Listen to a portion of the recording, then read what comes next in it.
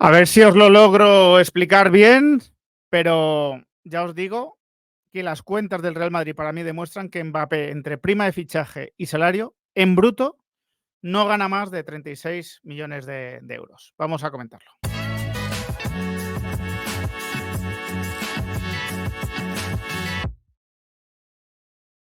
Muy buenas a todos, ¿qué tal? Ya tengo conmigo las cuentas del Real Madrid por esa asamblea de compromisarios que se va a celebrar el 24 de noviembre, como os adelanté, ¿no? Que esa era la fecha prevista. La verdad es que son unas cuentas sólidas, como todo el mundo puede imaginar, ¿no? Son unas cuentas que, por cierto, muestran unos ingresos ordinarios, unos ingresos antes de ventas de inmovilizado de 1.073 millones de euros y una previsión para el año que viene, para la temporada en la que ya estamos, de 1.127, ¿vale? Casi 1.128 millones de euros. Bueno, pues evidentemente una subida tremendamente importante de ingresos a partir del Santiago Bernabéu, ¿no? Esto ya lo explicaré con más calma y a lo mejor me traigo a Tomás o a alguien para analizar las cuentas, pero quería centrarme ahora en el tema Mbappé, porque sobre Mbappé ha salido mucha información, muchísima información en cuanto al salario que tenía, en cuanto a la prima de fichaje que se le había pagado, y siempre os dije que quería ser muy prudente, ¿no? Que mi información sobre el salario es que iba a estar en torno a los 13, 14 millones de euros brutos, ¿no? Netos, perdón, es decir, unos 28, 30 brutos, y que la prima de fichaje, las cifras que a mí me daban, eran contradictorias, pero que había, pero que digamos que la versión que me llegaba con, bueno, pues que con más credibilidad para mí o digamos, ¿no? De sitios más seguros, me hablaba pues siempre de una prima de fichaje de unos 40, 50 millones de euros a repartir en 5 años. Es decir, de una cifra muy inferior a la que se estaba comentando, de ciento y pico millones de euros y de un salario de Mbappé de 60 brutos he llegado a ver, ¿no? He llegado a ver incluso publicaciones, ¿no? En medios de comunicación que decían que el impacto de Mbappé en la masa salarial del Madrid cada año iban a ser de 100 o 120 millones de euros, más o menos, ¿no? Bueno, pues las cuentas del Madrid, insisto, van a demostrar lo contrario. Yo os he hecho hasta un Excel, ¿vale? Pero en primer lugar voy a compartir de dónde parto, ¿vale? De dónde parte mi información. Voy a compartir una parte del informe económico del Madrid y aquí tenemos, ¿no? Cómo se cerró en cuanto a masa salarial. Recordad que la masa salarial incluye salarios más amortizaciones, ¿vale? ¿Cómo se cerró la masa salarial en la 23-24 y cuál es la previsión en la 24-25, ¿vale? Aquí vemos en gastos de personal deportivo y no deportivo que se cerró en 504 millones de euros, casi 505, la masa salarial del Madrid en la 23-24 y que la previsión para la 24-25 es de 482 millones de euros, es decir, unos 22, casi 23 millones de euros menos. Y vais a decir, oye, parece que Mbappé incluso hasta va a pagar por jugar en el Madrid, ¿no? En función de esto. No, no. Esto tiene cierta trampa, ¿vale?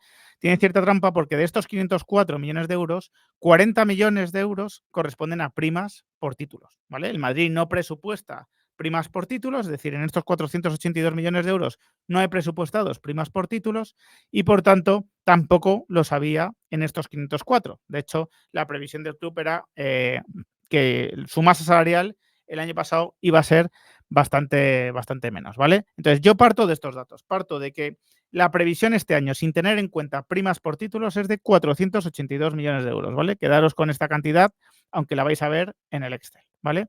482 millones de euros. Aquí es donde se ve que la previsión de ingresos de explotación son 1.127 y que este año han sido 1.073 y bueno, y otras cosas que podremos ver, ¿vale? Cuando llegue el momento. Bien, 482 millones de euros, ¿no? Es lo que os comentaba, que es la previsión que tiene el Madrid de lo que se va a gastar.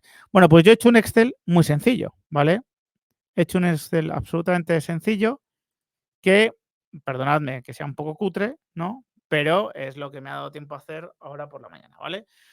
Em, claro, a la hora de valorar cuál es el salario de Mbappé, tienes que tener en cuenta que el Madrid prevé gastarse 482 millones de euros en lugar de los 464 que preveía gastarse sin tener en cuenta las primas de fichajes el año pasado, es decir, que prevé gastarse 18 millones más, pero tienes que tener en cuenta también las rebajas que se han producido en la masa salarial y las subidas que se han producido en la masa salarial, ¿no? ¿Qué rebajas se han producido? Y aquí hablamos siempre de datos estimados. Cross ha dejado de cobrar del Madrid y yo calculo que ganaba aproximadamente unos 20 millones de euros, ¿vale? Nacho ha dejado también el Madrid y yo calculo que ganaba unos 10 millones de euros brutos, ¿vale? Joselu calculo que unos 2 millones de euros brutos, ¿vale? Era el salario más bajo. Modric rebajó su salario a la mitad. Mi previsión es que, o mi información es que estaba ganando 24, pues pasa a ganar 12, por lo tanto las rebajas de 12. Y en el baloncesto estimo más o menos una bajada de unos 4 millones de euros, ¿vale? Aproximadamente todas las rebajas son 48 millones de euros. Esto lo tenemos que tener en cuenta porque, claro, si el Madrid prevé gastar 18 más, pero ha rebajado 48, de momento la cuenta, ¿no? La cuenta sería clara. Serían 66 millones de euros de aumento, ¿vale? De aumento por parte de Mbappé. Pero es que también se han producido otros aumentos, ¿vale? Endrick, entre amortización y salario, yo calculo que suponen unos 16 millones de euros, ¿no? Recordad que la amortización es el coste del fichaje dividido entre el número de años de contrato y que el salario, pues es el salario. Bellingham, según mi información, se le subió el salario unos 6 millones de euros brutos para igualarle al salario de Mbappé. Y Vinicius otros 6 millones de euros brutos, ¿vale?